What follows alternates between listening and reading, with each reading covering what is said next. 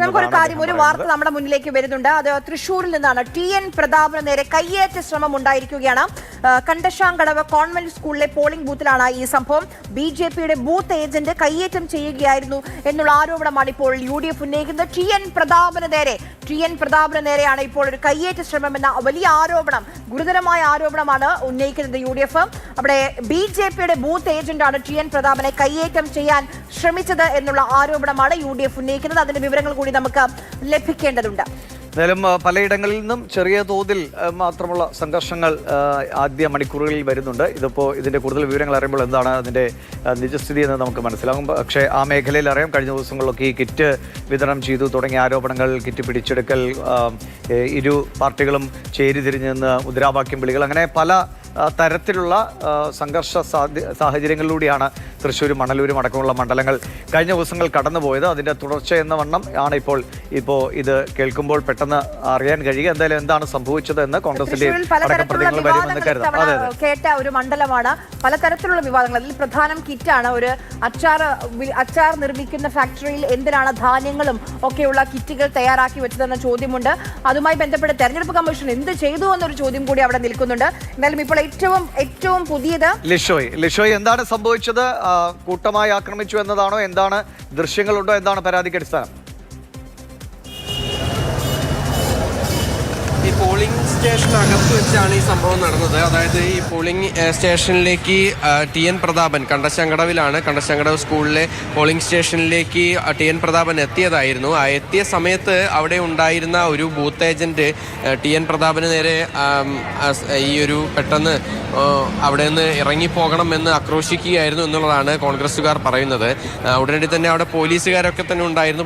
പക്ഷേ പോലീസുകാർ ഈ സംഭവത്തിൽ ഇടപെട്ടില്ല ആദ്യഘട്ടത്തിൽ എന്നുള്ളതാണ് പറയുന്നത്. ഈ പ്രതാപന്റെ കൂടെ ഉണ്ടായിരുന്ന മറ്റ് കോൺഗ്രസ്സുകാർ ഈ പോളിംഗ് സ്റ്റേഷനകത്തേക്ക് കടന്നിരുന്നില്ല. സ്ഥാനാർത്ഥിക്ക് പോളിംഗ് സ്റ്റേഷനകത്തേക്ക് കടക്കാവുന്നതിനാൽ തന്നെ സ്ഥാനാർത്ഥി മാത്രമാണ് അകത്തുണ്ടായിരുന്നത്. അതിനിടെയാണ് ഇറങ്ങിപ്പോകാൻ പറഞ്ഞുകൊണ്ട് ഒരു കയ്യേറ്റ ശ്രമം നടന്നത്. പിന്നീട് അവിടുത്തെ മറ്റ് പ്രവർത്തകരും എല്ലാവരും തന്നെ അങ്ങോട്ടേക്ക് എത്തുകയും സ്ഥലത്തൊരു നേരിയ സംഘർഷാവസ്ഥയൊക്കെ തന്നെ ഉണ്ടായി. ഇയാളെ പിന്നീട് പോലീസ് കസ്റ്റഡിയിലെടുത്തു. പോലീസ് ഇടപെടാതിരുന്നത് എന്തുകൊണ്ടാണ്? പോലീസല്ലേ പെട്ടെന്ന് ഇടപെടേണ്ടത്?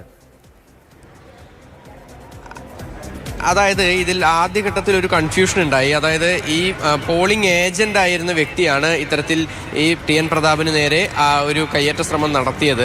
ആ ഒരു സമയത്ത് പ്രതാപനോട് അവിടെ നിന്ന് ഇറങ്ങിപ്പോകാനാണ് ആവശ്യപ്പെട്ടത്. ഒരു പോലീസുകാരൻ മാത്രമാണ് ഉണ്ടായത്. അദ്ദേഹത്തിന് എന്താണ് സംഭവിച്ചതെന്ന് ആദ്യഘട്ടത്തിൽ മനസ്സിലായില്ല. പിന്നീടാണ് പോലീസ് ഈ വിഷയത്തിൽ ഇടപെടുന്നത്. ഈ വ്യക്തി മദ്യപിച്ചിട്ടുണ്ടോ എന്നൊരു സംശയമുണ്ട്. അതിന്റെ അടിസ്ഥാനത്തിൽ ഇയാളെ കസ്റ്റഡിയിലെടുക്കുകയും ഇയാളെ വൈദ്യപരിശോധനയ്ക്കായി കൊണ്ടുപോവുകയും ചെയ്തിട്ടുണ്ട്. പ്രതാപനെ ദേഹത്ത് പിടിച്ച് തള്ളി പോളിംഗ് ബൂത്തിൽ നിന്ന് ഇറങ്ങിപ്പോകാനായി ആവശ്യപ്പെട്ടു എന്നുള്ളതാണ് കോൺഗ്രസ് ഉന്നയിക്കുന്ന ഒരു പ്രധാനപ്പെട്ട കാര്യം. അതുമായി ബന്ധപ്പെട്ട് പിന്നീട് അവിടെ ഒരു നേരിയ സംഘർഷാവസ്ഥയൊക്കെ തന്നെ ഉണ്ടായി.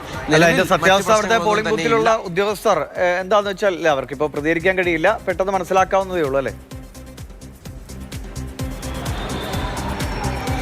തീർച്ചയായും. അതായത് ഇതിൽ പറയുന്നൊരു പ്രധാനപ്പെട്ട കാര്യമെന്ന് പറയുന്നത് സ്ഥാനാർത്ഥിക്ക് ഈ പോളിംഗ് സ്റ്റേഷനകത്തേക്ക് കടക്കാം. പക്ഷേ അങ്ങനെ കടന്ന സമയത്ത് അവിടെ ഉണ്ടായ ഒരു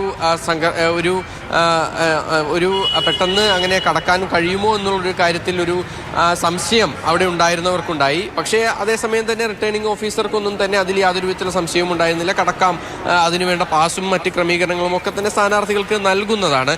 അതേസമയം തന്നെ ഇത്തരത്തിൽ ഈ പെട്ടെന്നൊരു പ്രകോപനം ഉണ്ടായതിനാൽ തന്നെ അങ്ങനെ ഒരു സിറ്റുവേഷനിൽ ആർക്കും തന്നെ അതിൽ എങ്ങനെ പ്രതികരിക്കണമെന്ന് മനസ്സിലായില്ല. പിന്നീട് അല്പസമയത്തിനകം തന്നെ കാര്യങ്ങൾ ശാന്തമാവുകയും സ്ഥാനാർത്ഥികൾക്ക് അത് കൃത്യമായ പാസ് ഉണ്ടെങ്കിൽ സ്ഥാനാർത്ഥികൾക്ക് പോളിംഗ് ബൂത്തിലേക്ക് അകത്തേക്ക് കയറാം. അതുകൊണ്ടാണ് മിക്ക സ്ഥാനാർത്ഥികളും രാവിലെ 7 മണിക്ക് തന്നെ വോട്ട് ചെയ്ത് മറ്റിടങ്ങളിലേക്ക് പോകാൻ വേണ്ടി കൂടിയാണ്